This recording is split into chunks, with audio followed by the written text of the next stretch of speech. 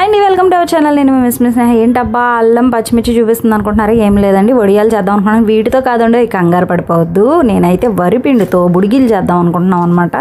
సరే, వాటిలో కలపడానికి అల్లం, వెల్లుల్లి, జీలకర్ర వేసి మిక్సీ చేసేయాలి. ఈలోగా అవి మిక్సీ అవి పక్కన పెట్టేసిన తర్వాత ఇదిగో వరిపిండిలో చక్కగా 4 గ్లాసులు నీళ్ళు వేసి ఇలా చక్కగా చిక్కగా పేస్ట్గా కలిపేసుకున్నాను అనమాట. ఈలోగా పొయ్యి మీద ఇదిగో బేషన్ పెట్టేసుకుని దాంట్లో గ్లాసుకి 4 గ్లాసులు వాటర్ అండి. ఆ కొలతైతే మర్చిపోవద్దు. చక్కగా వాటిని మరిగించేయాలి, తగినంత ఉప్పు అది వేసి. ఇదిగో నేను చెప్పాను కదా, అల్లం, వెల్లుల్లి, జీలకర్ర పేస్ట్ అనమాట. దీన్ని ఇప్పుడు నేను అందులో వేసేస్తాను. మరిగేటప్పుడు వేయాలంటే పొర్లి కాగాలన్నమాట.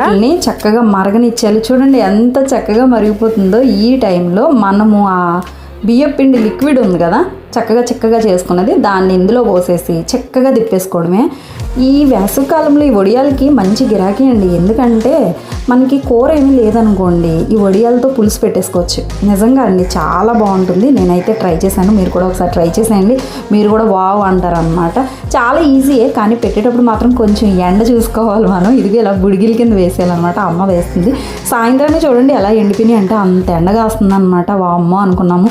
ఆ తర్వాత చక్కగా దాన్ని తడి చేసి కాటన్ చీర పెట్టిందనమాట అమ్మ అయితే. మీరు సిల్క్ కూడా యూజ్ చేయొచ్చు. తర్వాత ఇదిగో చక్కగా గలగలలాడిపోతున్నాయండి. వీటితోటి శుభ్రంగా కూర వండుకుంటే ఎంత బాగుంటుంది. ఇంక వేయించుకుని తింటే ఒట్టినోటిని తినేస్తాము, అంత బాగుంటాయి. మర్చిపోకుండా ట్రై చేసేయండి. అలాగే ప్లీజ్ మన వీడియోకి లైక్ ఇవ్వండి, అలాగే సబ్స్క్రైబ్ చేసుకోండి, కామెంట్ పెట్టడం మర్చిపోకండి. మీకు ఎలా వడియాలు వచ్చాయి, చక్కగా కొలత ప్రకారము చేశారు అంటే సూపర్ టేస్ట్ వస్తుంది అనమాట. అందులో డౌటే లేదు.